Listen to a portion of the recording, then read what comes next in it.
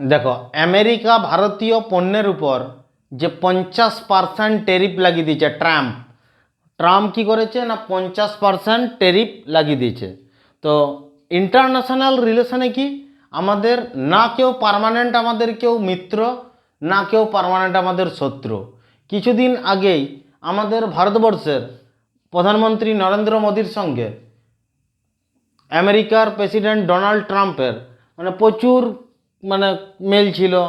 এ বলতো হাউডি মোদি, ভারতে এসে ডোনাল্ড ট্রাম্প, আবার ট্রাম্পের ভোটের প্রচারে নরেন্দ্র মোদি ইস বার ট্রাম্প সরকার আয়েগা, এরকম এতই মেল ছিল দুজনের মধ্যে।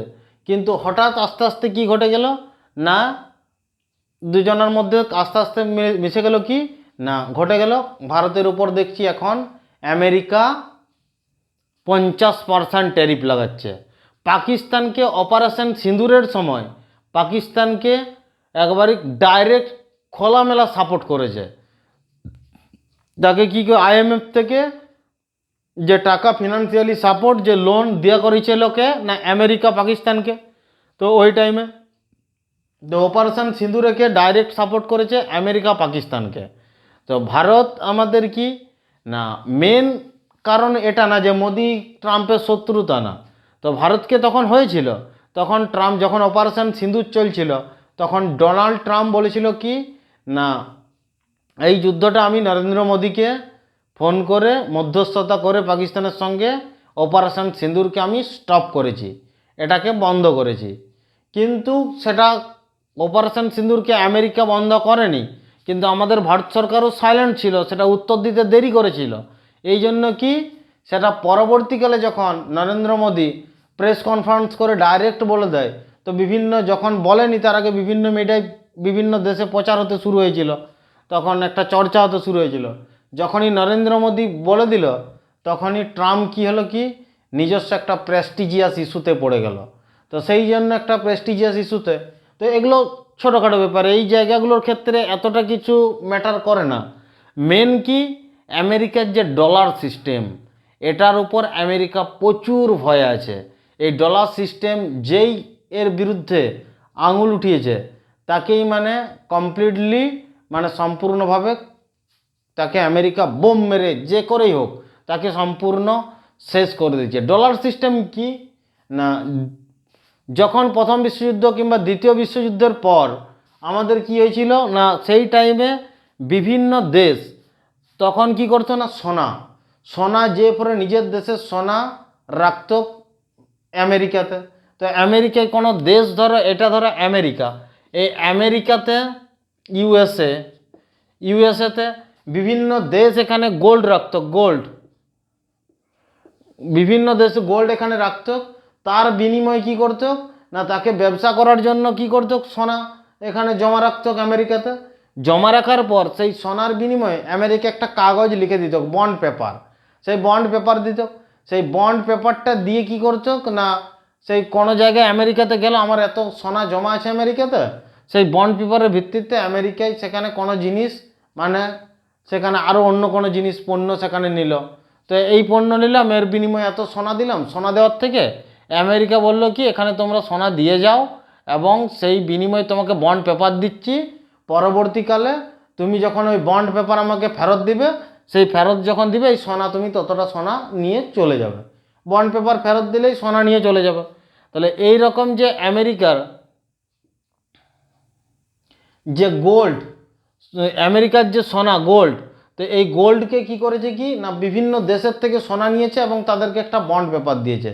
তো এই রকম এই যে বন্ড পেপারে ব্যবসা করতে শুরু করেছে, এরপর করছে কি কোনো ব্যবসায়ীর কাছে ব্যবসায়ীরা ব্যবসা করছে, সেই ব্যবসার মাধ্যমে কি বিভিন্ন দেশে পুরো আস্তে আস্তে আমেরিকা এমন নেটওয়ার্ক শুরু করেছে চারিদিকে পুরো বিশ্ব জুড়ে।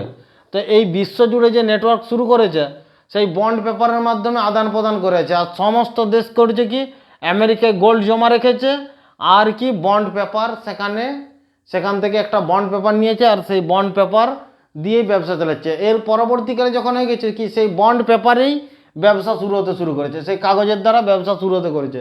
তো এই যে সিস্টেমটা চলতে শুরু করেছে, তো আমেরিকা করলো কি এটার নাম এক কাজ করি, এইভাবে যেহেতু পুরো ব্যবসা চলছে আর হিউজ অ্যামাউন্টের সোনা আমেরিকায় জমা পড়েছে, এরপর ওই বন্ড পেপার নিয়ে যখন এই বিভিন্ন দেশ যখন যাবে, আমার বন্ড পেপার দিচ্ছে, আমি এটা ব্যবহার করব না, আমাকে বন্ড পেপার ব্যবহার করব না, কোনো পণ্য কিনবো না, আমাকে আমার সোনা ফিরিয়ে দাও। আমেরিকার কাছে যদি যায়, আমেরিকা সেটা দিতে বাধ্য। এরকম গিয়েছিল আফগানিস্তান, বলেছিল আমি বন্ড পেপার ব্যবহার করব না, তো এটাকে আমাকে ডাইরেক্ট মানে আমেরিকার নাম দিয়ে দিয়েছিল কি ডলার। এই বন্ড পেপারের যে বিজনেসটাকে, এটাকে কি বলেছিল ডলার। তো পৃথিবীর সমস্ত সোনা যে পরে সঞ্চিত আছে, পৃথিবীর ম্যাক্সিমাম সোনা সেখানে সঞ্চিত আছে কোথায় না আমেরিকাতে। সমস্ত জায়গায় যদি কোনো দেশ সব থেকে বেশি ঋণ নিয়েছে কে না আমেরিকা, এই সোনা। ওই বন্ড পেপার যদি চায়, তো আমেরিকা সবাই যেই সোনাকে যদি নিতে যায়, তাহলে আমেরিকা আস্তে আস্তে ফকির হয়ে যাবে। আমেরিকা এই সোনা বিক্রি করে নিজস্ব অন্য ডেভেলপমেন্টের কাজে লাগিয়ে দিয়েছে। এই কারণেই আমেরিকা মানে নিজের টাকায় আমেরিকা লাক্সারি লাইফ কাটায়নি।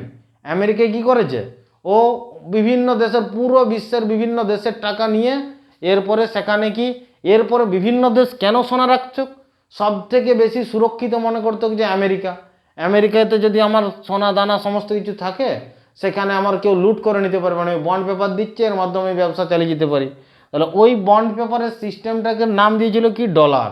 আর এই ডলার যে কোনো বিজনেস লেনদেন এই বন্ড পেপারের মাধ্যমে হলেই সেখানে আমেরিকার একটা ট্যাক্স থাকতো।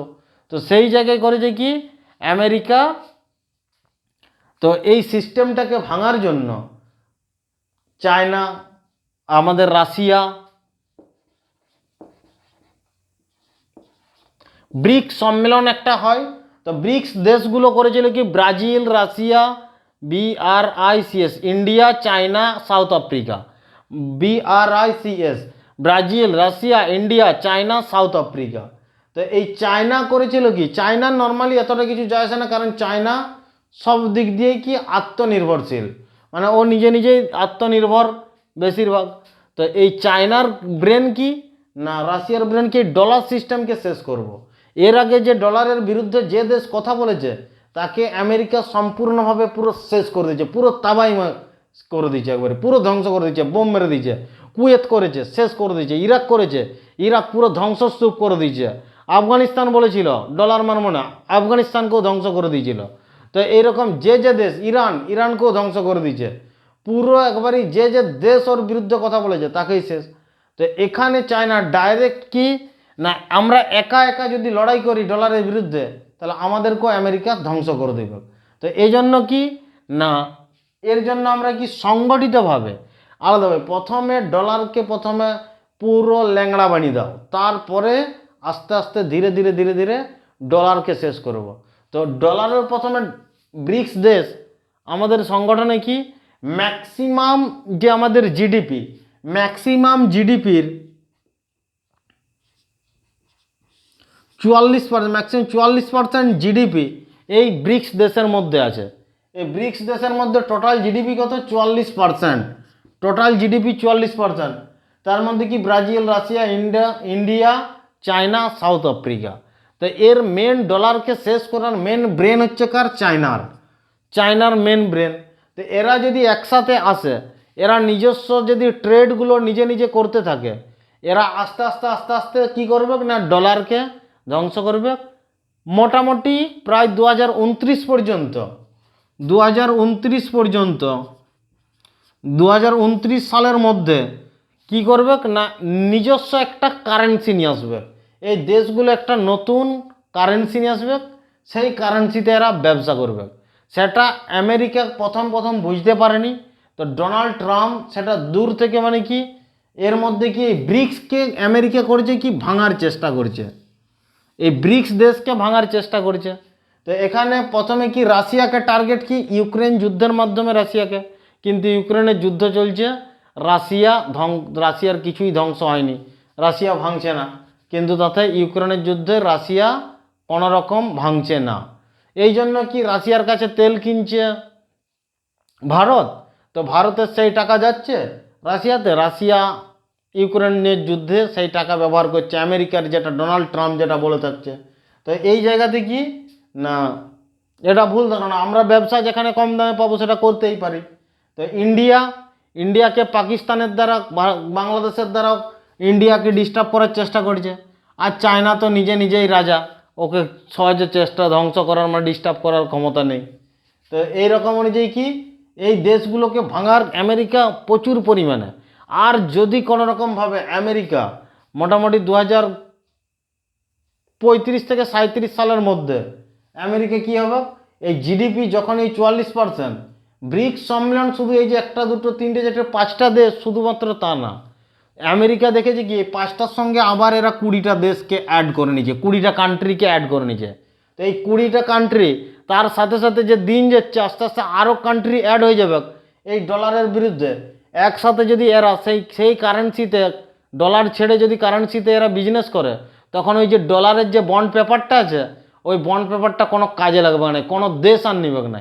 আর যখনই চলবে না তারা প্রত্যেকেই যে কী করবে না আমেরিকাকে যাবে সেই দেশ, আর আমেরিকায় যে বলবে তোমার বন্ড পেপার তুমি নাও, আমাকে আমার সোনা ফেরত দাও, তোমার বন্ড পেপার তুমি নাও, আমাকে আমার সোনা ফেরত দাও।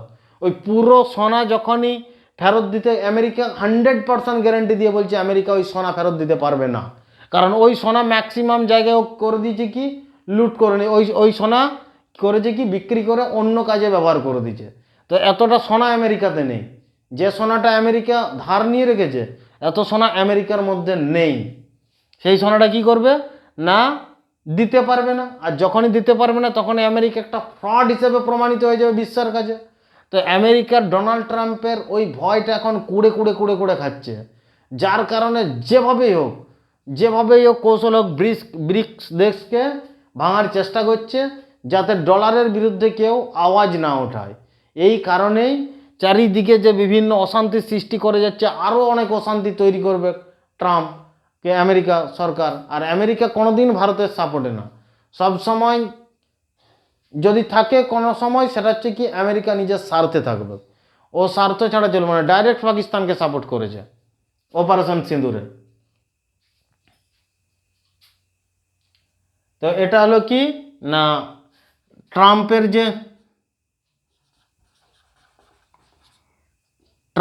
যে ট্যারিফ 50% ট্যারিফ, 50% ট্যাক্স, 50% ট্যাক্সের মেন কারণ